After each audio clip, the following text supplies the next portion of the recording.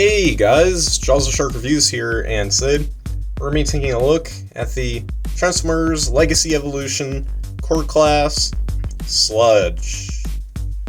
So, here he is in his alt mode, and yeah, now before we take a look at Sludge himself, let's take a look at the packaging real quick. So this is the second of 6 of the Dinobots, although on the back of the box it does say 1 of 6, but actually I did get Snarl first, so that's why I reviewed him first. But yeah, so anyways, let's take a look at the box right here. So yeah, here it is. Get artwork, Sludge in his Dino mode, and all this right down here on the side. Get robot mode artwork. Again, looks pretty nice. It's a core class. On this side, you have half of the Legacy Evolution artwork right there, and also right here, yeah, the Legacy Evolution logo. Here's the bottom, and finally in the back, it's got all this right back here. Again, 1 out of 6 for Volcanicus, 8 steps, all this right down here, and that's pretty much it for the packaging. So let's bring Sludge right back in the frame here, and yeah, unfortunately, I hate to say it, but this one's definitely the weakest of the 6, and you'll see why, especially in this mode. So, I mean, you know, from the looks of it, it's like, okay, yeah, I don't know what you mean, Jaws. I mean, he looks pretty fine to me, but it's once you get to the posability, that's when, you know, you really start to notice it. Yeah, anyways, let's take a look here up close. I will say, sculpting-wise, he looks nice. They definitely use the SSA6 Sludge as the reference, just like they did with the rest of the Dinobots, except for Scar, since Scar is a new character. And yeah, pretty cool. Yeah. Of course, you can't see his robot mode head right there, but it's tucked away okay. But yeah. And you do kind of have a nice coat of paint right up here. And I do like the gold too, it looks pretty nice. But aside from that, not a whole lot of paint. So yeah, and by the way, this figure doesn't come with any accessories, so I just want to point that out. Alright, so let's get into the articulation. Alright, that's it for articulation. No, I'm actually being serious, though. He has no articulation in this mode. He's just a solid brick.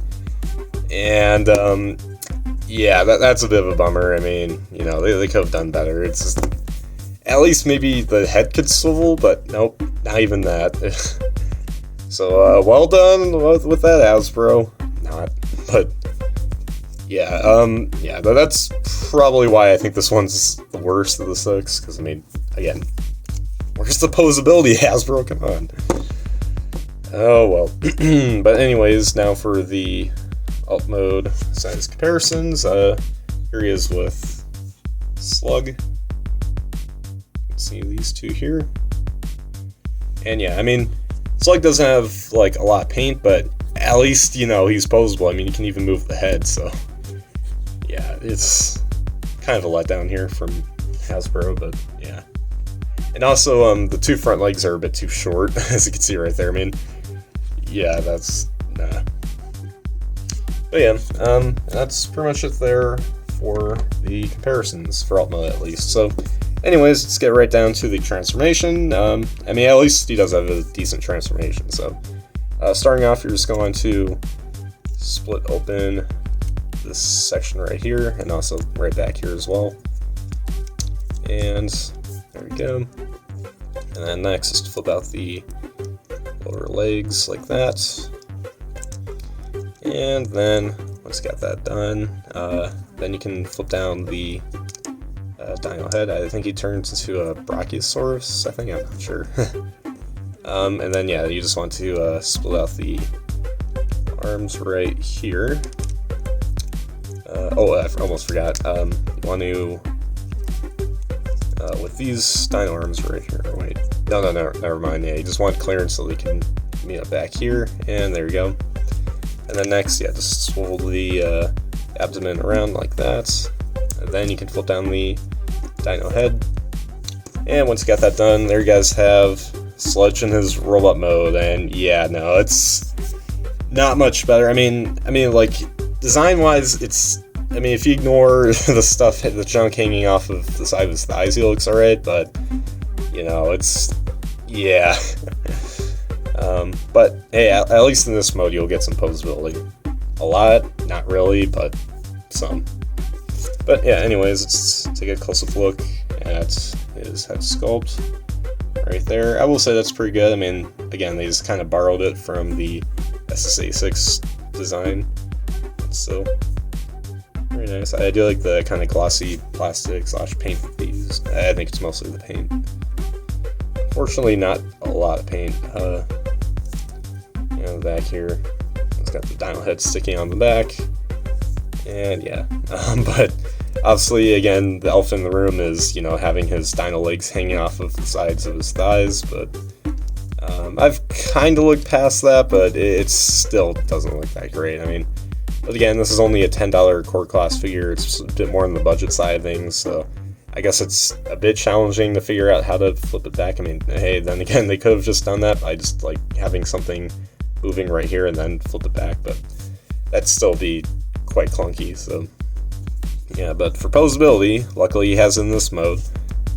His head does swivel, so I can just move side to side. Shoulders are on ball joints, you can move them a full 180, and you can move them out this far. You kind of get a bit of in and out movements thanks to the joints right here. Let's see, nothing for the elbows or the wrists, but he technically doesn't have a waist swivel, but he does have an abdomen swivel, which is alright. And if you move up this little skirt piece, you can get some leg movements right up here. Now, what's interesting is that the legs aren't connected to like right up here, but rather with the dino legs. So I guess that kind of also explains why those have to be there. Because if you move them, I mean, like in the front it looks fine, but I mean, if you follow along, then it looks really, really disturbing. But yeah, anyways, I can kick the legs up this far and then back that far. So that's pretty good. And they surprisingly can. It doesn't look like it, but they can move outwards this much. So that's a pleasant surprise, I guess. Again, I initially thought like these were connected and this wasn't, but I guess that's one plus of having these on the sides. He does have a bend at the knee, but then again, that's kind of just more for transformation if you look at it. But yeah, and that's pretty much it for articulation. So yeah, so surprisingly in robot mode, he's not that bad with posability. I mean, especially with springing out the legs, but still though, it's, you know, him in with Slug, I mean, it's, you know, I mean, the whole Dinobot set is kind of a bit disappointing on the articulation, except for Swoop, maybe, if my memory serves correct. But yeah, so he has no accessories, so we can't really showcase that. Oh, by the way, one thing I forgot to show off in my Slug review is the transformation from like whatever to his combination mode. Well, I realize now I plan to do like a separate combination video for Volcanicus after review the 6th and last figure of these Dinobots. So once that comes along, then you guys will be able to see how to transform all these Dinobots into their respective combination modes. So just want to give a bit of a heads up. I mean, no one really commented me or harassed me in the comments for my Slug review about it, but I just remember that a few hours ago. So yeah, now anyways, for the robot mode size comparisons, here he is with Slug. As you can see up there, I mean, hey, at least the scaling's good. But yeah. So there's those two right next to each other. And yeah, that's pretty much it for the robot mode size comparisons. And there you guys have my review for the Transformers Legacy Evolution Core Class Sludge.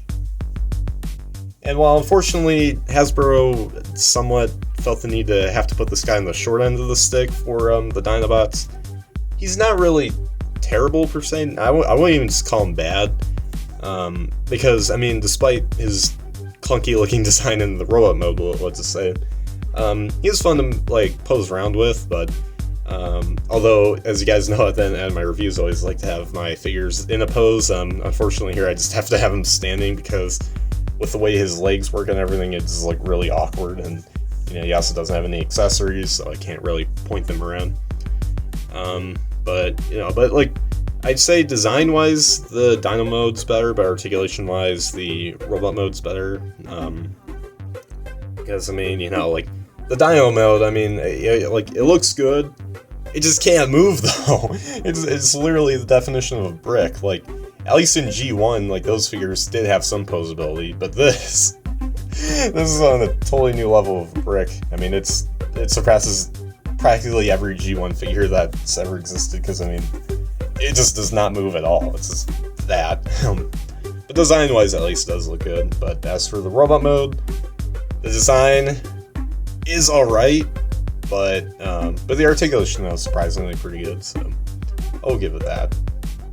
But, yeah, so anyways, guys, make sure you guys like, subscribe, comment, share for more, and comment down below what you guys think of this figure. So, anyways, guys, as always, till all are one.